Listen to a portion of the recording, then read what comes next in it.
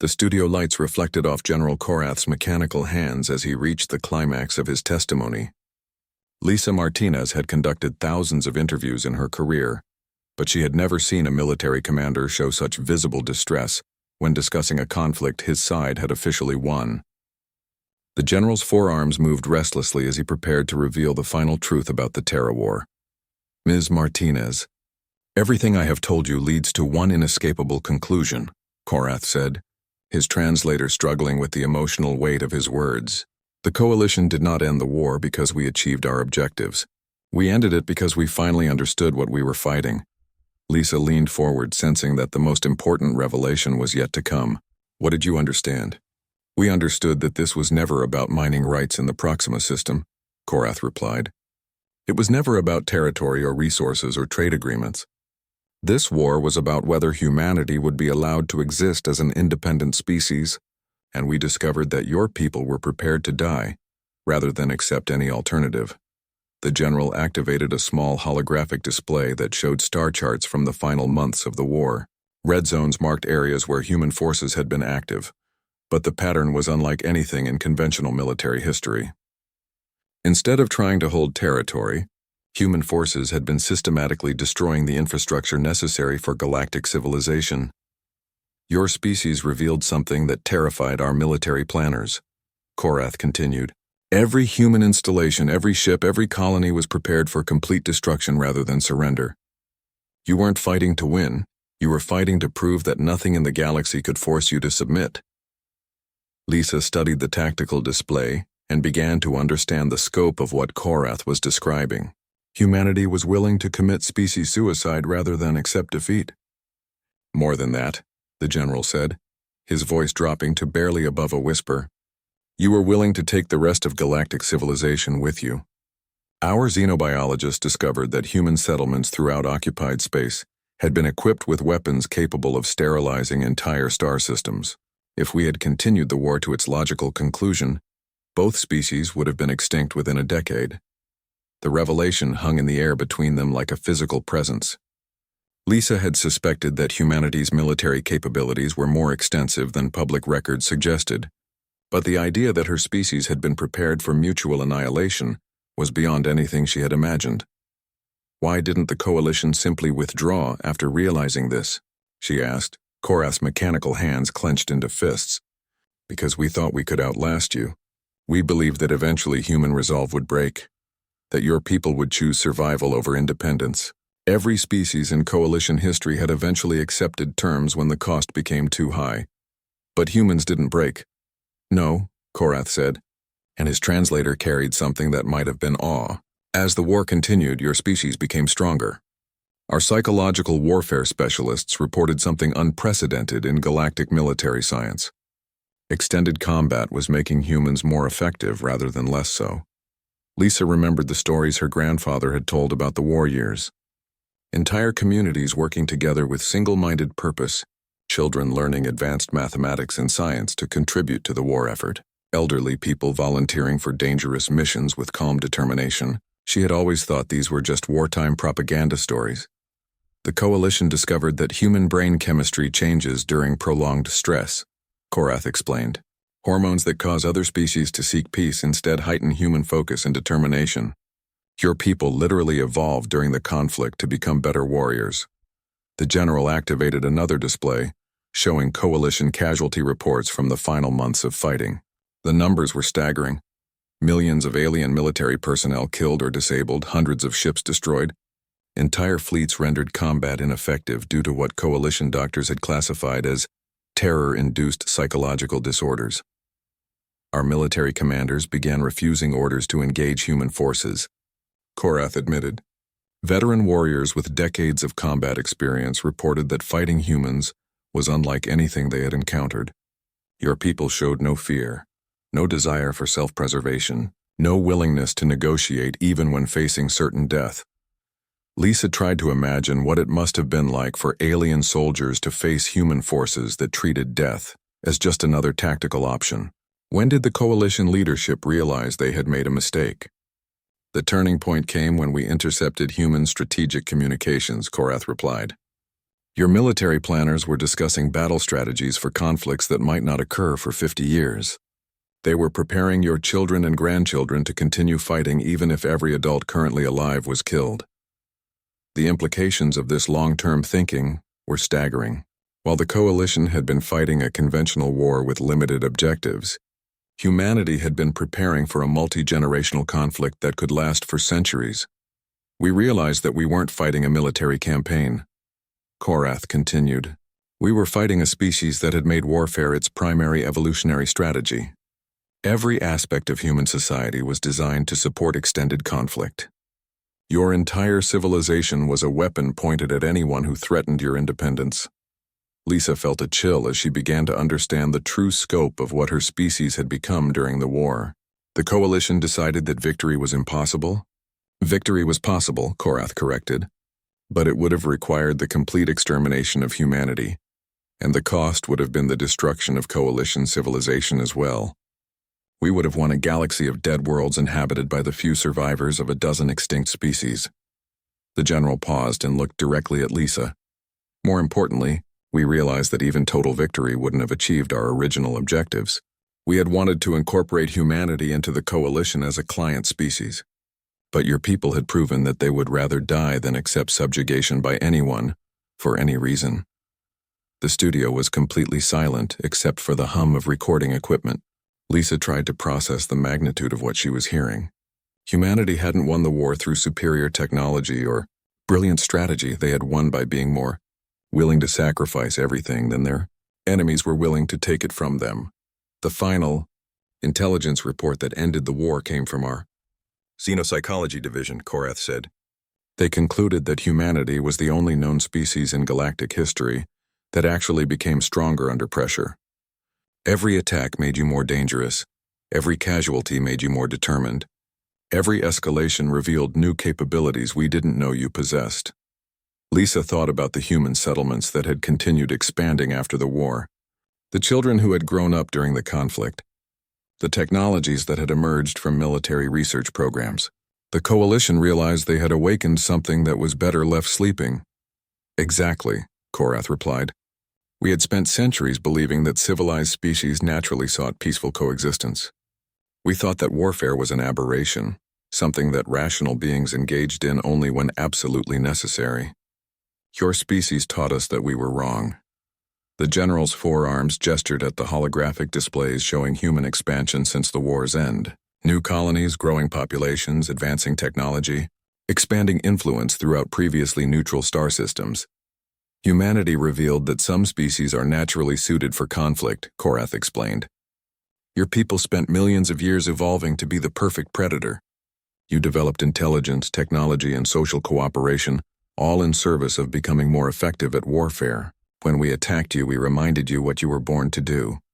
Lisa felt a complex mixture of pride and horror as she contemplated her species' true nature. And now humanity is expanding throughout the galaxy. Yes, Korath said quietly. And every Coalition species watches this expansion with the knowledge that we created the situation through our own actions. We turned a relatively peaceful spacefaring species back into what they had been on their home world, the most dangerous predators their planet had ever produced.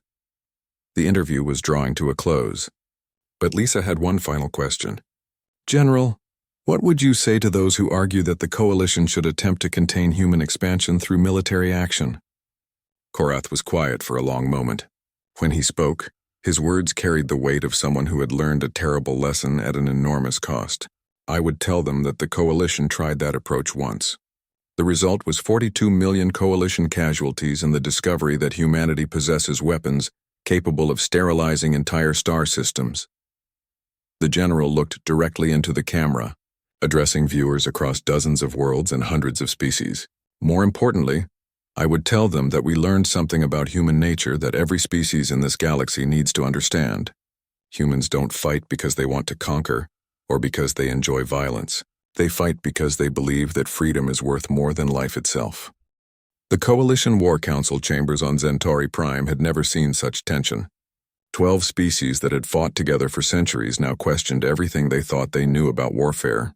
General Korath stood before the assembled military leaders, his forearms trembling as he prepared to deliver intelligence reports that would change the course of galactic history. Supreme Commander, Jethakar activated the holographic displays showing casualty statistics from the past 6 months of fighting. The numbers were staggering. Coalition losses had reached 42 million across all species, while human casualties remained at approximately 8 million. But the raw numbers told only part of the story. The human industrial capacity has converted entirely to military production, Korath reported, his voice carrying the weight of someone who had witnessed the impossible. Our intelligence operatives have confirmed that every human settlement, regardless of size, can transition to weapons manufacturing within 72 hours. Children as young as 12 are working in munitions factories. Elderly civilians are volunteering for suicide missions against our installations. Admiral Quexelon from the Centauri Defense Force studied the reports with growing alarm. These numbers suggest the humans are fighting with their entire population. Where are their non-combatants? Where are their civilians? That is the problem, Korath replied grimly. According to our analysis, humanity does not recognize the distinction between military and civilian personnel. Every human citizen is considered a potential combatant. Their society has no separate warrior caste, no protected civilian class. They are all soldiers. The silence that followed this revelation was profound. Every species in the coalition maintained clear distinctions between military and civilian populations. It was one of the fundamental principles of civilized warfare. The idea that an entire species could militarize itself so completely was beyond their comprehension. Dr. Vexthul, the coalition's chief xenopsychologist, activated another display showing intercepted human communications. We have been monitoring human-civilian transmissions for patterns that might indicate war fatigue or desire for peace. What we found instead has profound implications for continued military operations. The display showed statistics that chilled every being in the room. Human birth rates had increased by 30% since the war began. Families were having more children specifically to provide future soldiers for extended conflict. Marriage rates had also increased, with couples citing patriotic duty as their primary motivation. The humans appear to view this conflict as a multi-generational struggle, Dr. Vexthul continued.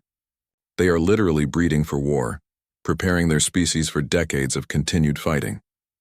Our psychological warfare specialists have concluded that extended conflict actually strengthens human resolve rather than weakening it. Fleet Admiral Korex Han of the Outer Rim, Defense Force, stood and addressed the Council. I have reviewed tactical reports from every major engagement. Human forces consistently demonstrate capabilities that exceed our intelligence assessments. They possess weapons we didn't know existed, employ tactics we cannot predict, and show technological sophistication that contradicts their supposed primitive status. General Korath nodded grimly. The humans have been preparing for interstellar warfare since their first contact with alien life forms. Every civilian transport doubles as a potential military vessel. Every colony settlement can be converted to a fortress within days. They have spent decades planning for exactly this type of conflict. The most disturbing evidence came from captured human personnel. Captain Amy Foster had been taken alive after her ship was disabled during a raid on Coalition supply lines. Under interrogation, she revealed information that fundamentally changed Coalition understanding of human society. Every human child receives basic military training as part of their education, Foster had told her interrogators. We learn mathematics by calculating ballistic trajectories. We study chemistry by understanding explosive compounds. Our history classes focus on military strategy and the evolution of warfare. You're not fighting an army. You're fighting an entire civilization that has been preparing for war since childhood. Dr. Vexthul displayed intercepted recordings from human educational facilities. Children as young as 8 were learning to operate weapon systems, studying the biology of various alien species, and practicing combat maneuvers as part of their regular schooling. Teenagers were required to complete survival training that included infiltration techniques, sabotage methods, and resistance to interrogation. The humans have created a society where warfare is not an aberration, but a normal part of existence, the xenopsychologist explained. They don't have a military. They are a military that happens to engage in civilian activities during peacetime. The breaking point came when Coalition forces intercepted A human transport ship carrying what appeared to be refugees fleeing the war zone. Admiral Jextar ordered the ship boarded for humanitarian inspection, expecting to find civilians seeking safety in neutral space. Instead, the boarding party discovered that the refugees were a specially trained human infiltration unit. The transport carried enough biological weapons to sterilize 12 coalition worlds. The humans had disguised military operatives as helpless civilians, knowing that coalition forces would follow standard protocols for protecting non-combatants. The fake refugees activated their weapons before coalition security could stop them. The boarding party of 200 alien soldiers died within minutes from species-specific toxins. The human operatives then used the coalition ship's communication system to broadcast technical specifications for the biological weapons to every military base within transmission range. Colonel Ben Hayes, the mission commander, delivered the broadcast personally. His image appeared on screens throughout coalition space as he calmly explained what had just occurred. This is a demonstration of humanity's biological warfare capabilities. We now possess detailed genetic information for every species in your alliance. We can create weapons that target your specific physiology while leaving other life forms completely unharmed. Hayes held up a small vial of clear liquid. This single container holds enough engineered virus to kill every Centaurian in the galaxy within 6 months. We have similar weapons for all 12 coalition species. We are prepared to use them if this war continues. The broadcast ended with Hayes detonating a nuclear device that vaporized both ships. His final words were transmitted across coalition space. For every human world you destroy, we will eliminate one of your species entirely. We are prepared to commit genocide to achieve victory. The psychological impact was immediate and devastating. Coalition military commanders realized they were fighting an enemy that possessed not just the weapons for total warfare, but the will to use them. Alien crew members began requesting transfers away from human battle zones. Entire fleets reported decreased combat effectiveness due to what military psychologists classified as terror-induced paralysis. Supreme Commander Jethkar reviewed casualty projections prepared by Coalition strategic planning computers. The analysis assumed continued warfare at current escalation levels and projected outcomes over various time periods. The results were catastrophic for every possible scenario. If we continue this war for 5 more years, we will lose approximately 60% of our total military capacity, she announced to the stunned council. If we attempt to match human escalation with planet-killer weapons and biological warfare, we estimate coalition casualties could exceed 200 million, while human losses remain proportionally much lower. Admiral Quexelon studied the projections with growing horror. How is that possible? We have superior technology, larger fleets, and overwhelming numerical advantages. The humans don't fight to minimize casualties, General Korath explained. They fight to maximize enemy losses regardless of their own costs. Every engagement becomes a mutual destruction scenario where they're willing to accept 10-to-1 casualty ratios as long as they're inflicting the 10 casualties. Dr. Vex Thul presented the final piece of evidence that would determine the war's outcome. Coalition xenobiologists had been studying captured human brain tissue to understand the species' unusual psychology. Their findings were unprecedented in galactic scientific literature. Human brain chemistry actually changes during extended conflict, the doctor reported. Stress hormones that would cause psychological breakdown in other species instead heighten human focus and determination. The longer they fight, the more effective they become as warriors. They are literally evolving during combat to become better at warfare. The implications were staggering. Every other known species experienced decreased combat effectiveness during prolonged conflict. Soldiers became war-weary, populations demanded peace, governments sought negotiated settlements. Humans showed the opposite pattern. Extended warfare made them stronger, more focused, and more dangerous. Coalition psychologists had reached a terrifying conclusion about human nature.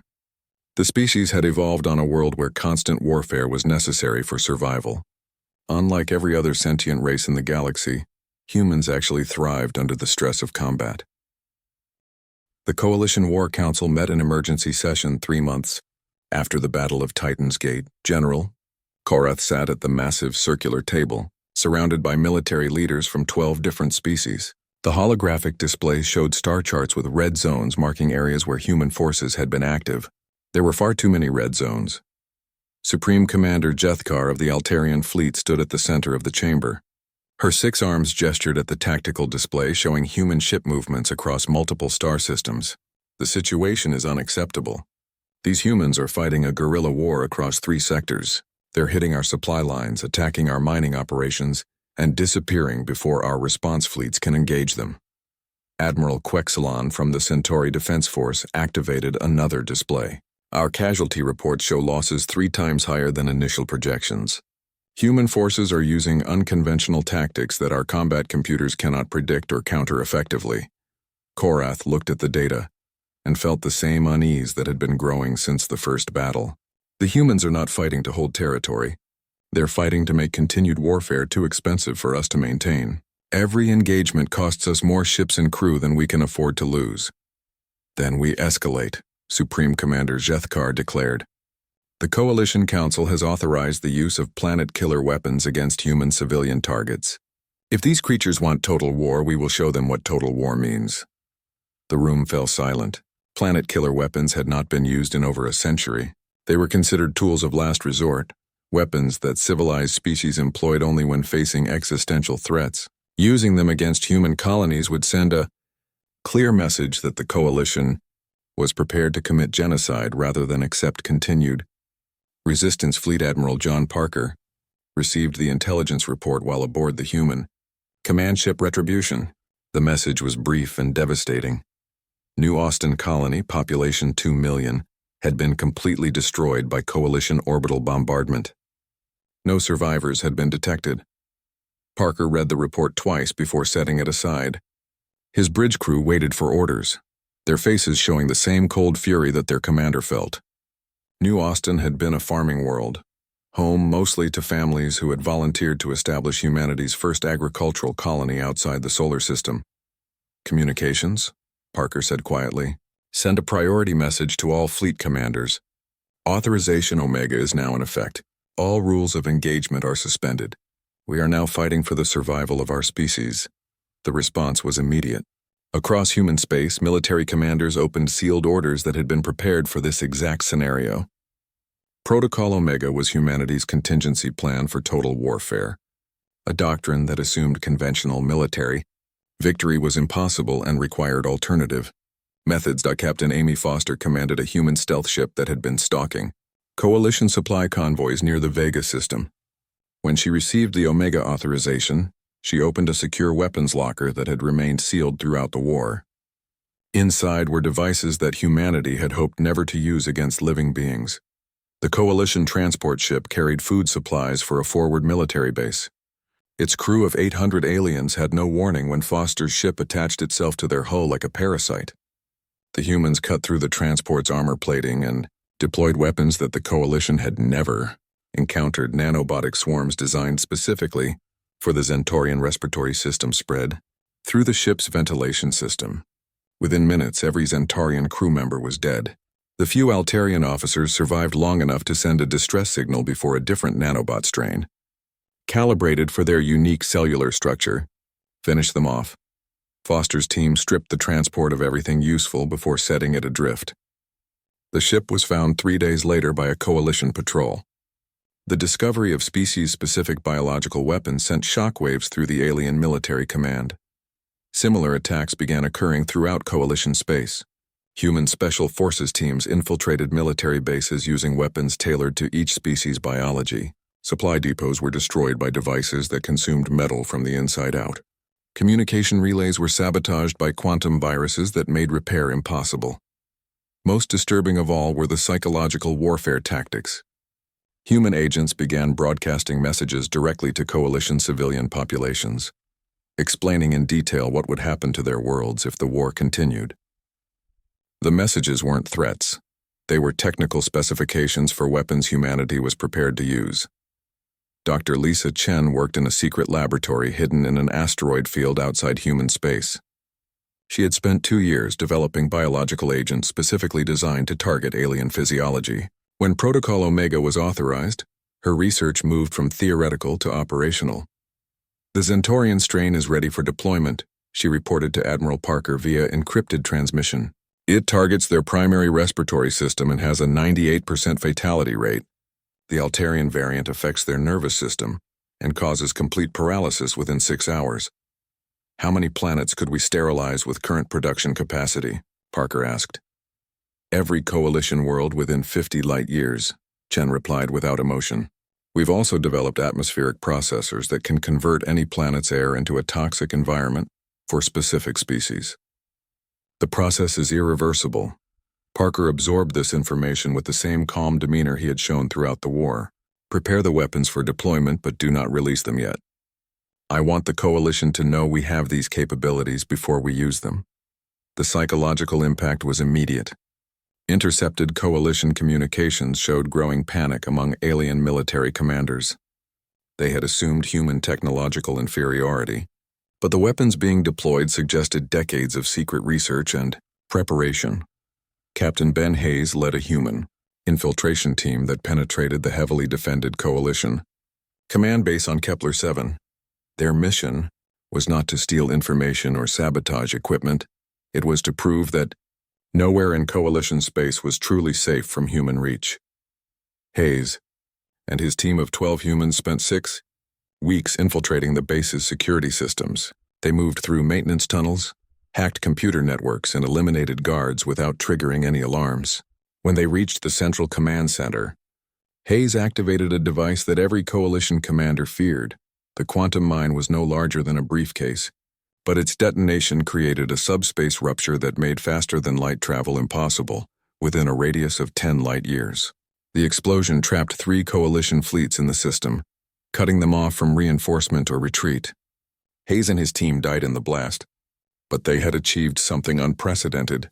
They had isolated enemy forces using technology the Coalition didn't know existed. The trapped fleets found themselves surrounded by human vessels that had been waiting in normal space for exactly this opportunity. Without the ability to escape to hyperspace, the Coalition ships were forced to fight a conventional battle against an enemy that had been preparing for this moment for months. Admiral Kate Sullivan, now commanding the entire human battle fleet, led the attack against the trapped Coalition forces. Her ships used weapons and tactics that the aliens had never seen before. Projectile weapons that fired self-replicating ammunition, energy shields that absorbed incoming fire and redirected it back at attackers, fighter craft that could operate in the vacuum of space without life support, their pilots connected directly to their ship's computer systems. The battle lasted 18 hours and ended with the complete destruction of 3 Coalition fleets. Not a single human ship was lost, while alien casualties exceeded 90,000 crew members. The victory demonstrated something that terrified Coalition military planners. Humanity was not just willing to fight total war, they were winning it. Governor Nancy Walsh, now promoted to Director of Colonial Defense, received reports from human settlements across occupied space. The news was uniformly grim but also strangely encouraging. Coalition forces were withdrawing from forward positions, consolidating their fleets, and showing signs of strategic uncertainty for the first time since the war began. They're scared, Walsh reported to the Human Defense Council. For the first time, they're fighting an enemy they don't understand and can't predict. They thought they were facing a primitive species that would surrender after a show of force. Instead, they're fighting a species that treats warfare as a science and death as a tactical option. The escalation continued for 3 more months. Human forces struck deeper into Coalition territory, using weapons and tactics that violated every conventional rule of warfare. They poisoned water supplies on military worlds, released computer viruses that crashed entire fleet communication systems, and deployed weapons that turned planets into uninhabitable wastelands. Most importantly, they proved that humanity possessed something the Coalition had never encountered: the willingness to sacrifice everything in pursuit of victory. Every human settlement was prepared for mutual destruction rather than surrender. Every human ship was equipped with weapons that could cause massive damage even in defeat. Admiral Kate Sullivan stood on the bridge of the UES Defiance and watched the enemy fleet drop out of hyperspace. The Coalition armada was massive beyond anything humanity had ever faced. Hundreds of sleek alien warships filled the darkness of space, their energy weapons already charging for the coming battle. Kate had 43 ships under her command, most of them converted cargo haulers with weapons bolted to their hulls. Contact from the lead Coalition vessel, reported Communications Officer Danny Price from his station. They're demanding our immediate surrender. Kate looked at the tactical display showing the overwhelming enemy numbers. Any reasonable military commander would at least consider negotiation. The smart move was to buy time, maybe evacuate the civilian population from the nearby stations. But Kate had read the intelligence reports about what happened to species that surrendered to the Coalition. They became servants, their world stripped of resources, their people reduced to cheap labor. Send a reply, Kate said calmly. Tell them they can go to hell. The bridge crew showed no surprise at this response. They had all volunteered for this mission knowing it was likely a one-way trip. The defense fleet had been formed from volunteers who understood exactly what they were signing up for. Every person on every ship had been told they would probably not see Earth again. General Korath watched the human response from his command ship and felt confusion rather than anger. His tactical computers had calculated a 98% probability of immediate surrender. The humans had to know they were outgunned and outnumbered. Why would they choose certain death over reasonable terms of surrender? Begin the attack, Korath ordered. Target their weapons systems first. We want prisoners for interrogation. The Coalition fleet opened fire with precision energy beams designed to disable rather than destroy.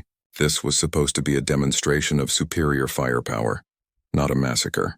The alien commanders expected human resistance to collapse within minutes of seeing their technological disadvantage. The human ships took devastating damage immediately. Their primitive shields failed under the sustained energy bombardment. Hull plating melted under the focused beam weapons. Several ships lost power completely and drifted helplessly in space. Everything was proceeding exactly as Coalition tactical doctrine predicted. Then something unexpected happened.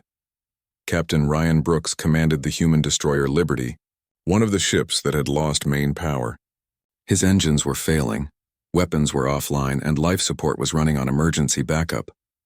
According to every military manual in the galaxy, Brooks should have surrendered his ship to save his crew. Instead, he ordered emergency power transferred from life support to the engines.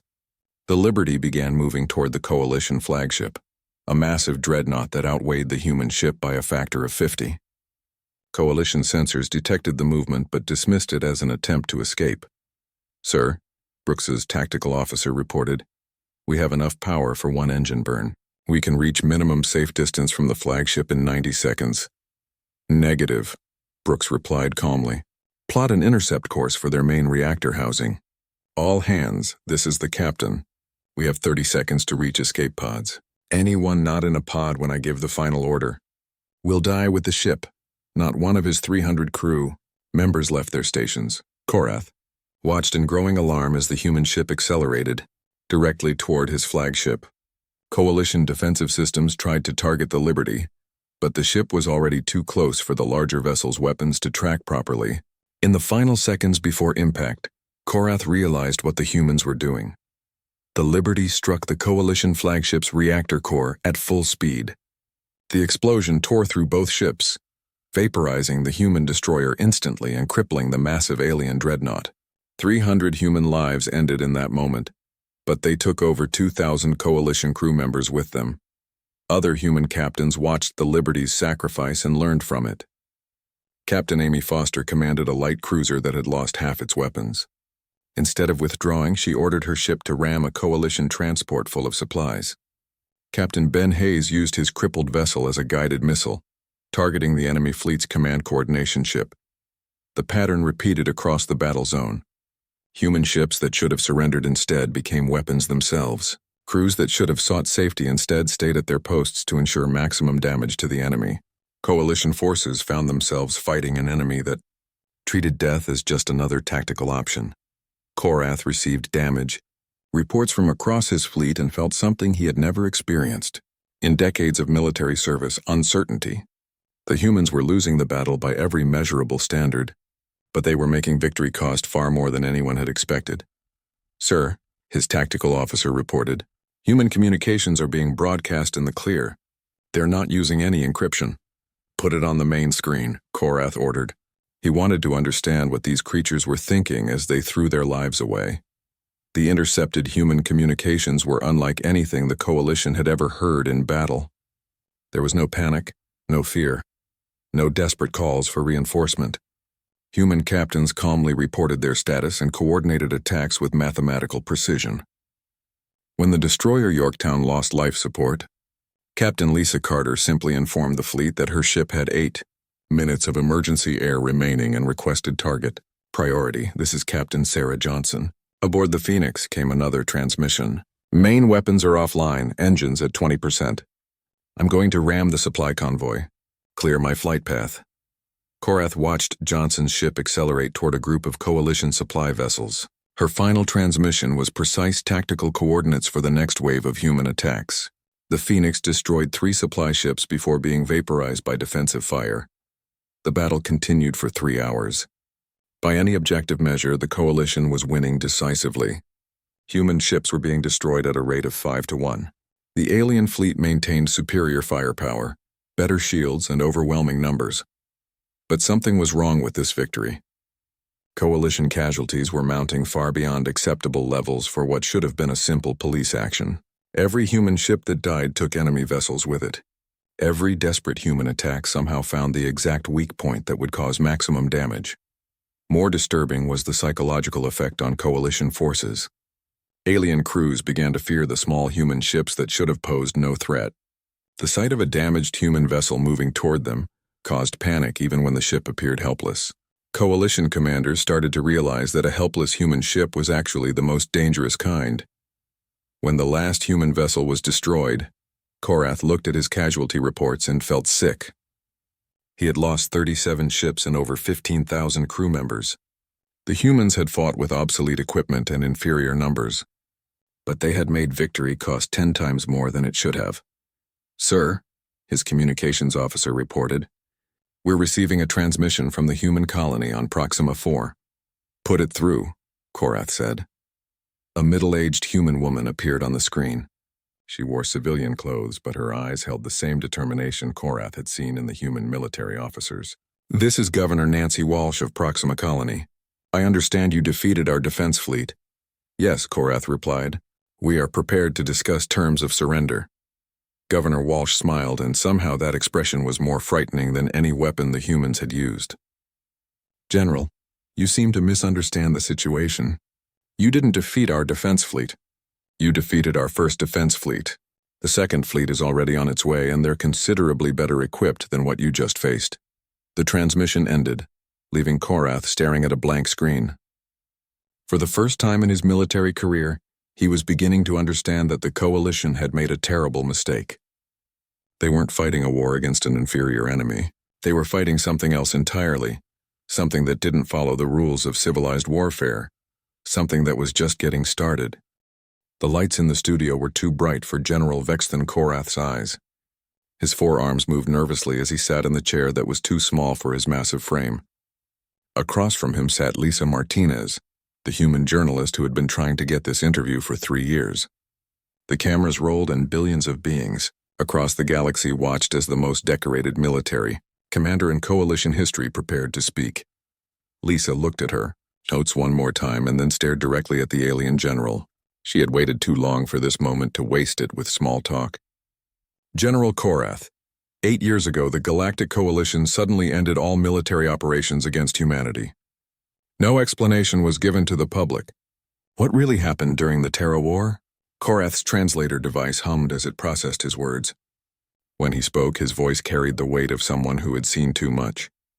"Ms. Martinez, what I'm about to tell you will change how every species in this galaxy views humanity. We did not stop the war because we wanted to.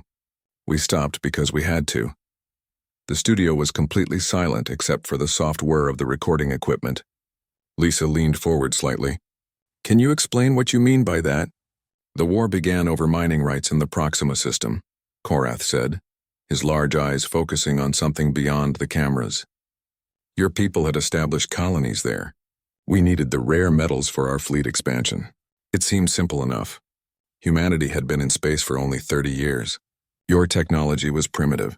Your ships looked like they were built from scrap metal." Lisa nodded. She remembered those early days when Earth's first interstellar vessels were indeed cobbled together from whatever materials they could find. "So the Coalition saw humanity as an easy target?" "More than that," Korath replied, shifting his weight in the chair. We saw you as children playing with toys they didn't understand. The Coalition Council believed that one show of force would make humanity surrender. We would take what we needed and integrate your species into our alliance as a client state. Your people would work in our factories and mines. It was supposed to be simple. The general paused and looked at his hands. 2 of them were mechanical replacements, Lisa noticed. War wounds from the conflict he was describing. I was given command of the 3rd Fleet. 60,000 ships, the finest warriors from 12 different worlds. We had been fighting wars for over 2 centuries. We knew how civilized species behaved in conflict. But humanity didn't behave as expected, Lisa said. No. Korath's translator carried a tone that might have been sadness. Your Admiral Kate Sullivan was in command of the Human Defense Fleet. 40 ships total. Ancient vessels with kinetic weapons and basic shielding. My tactical computers calculated a 98% chance of total human surrender within the first hour of battle. Lisa had read the historical records.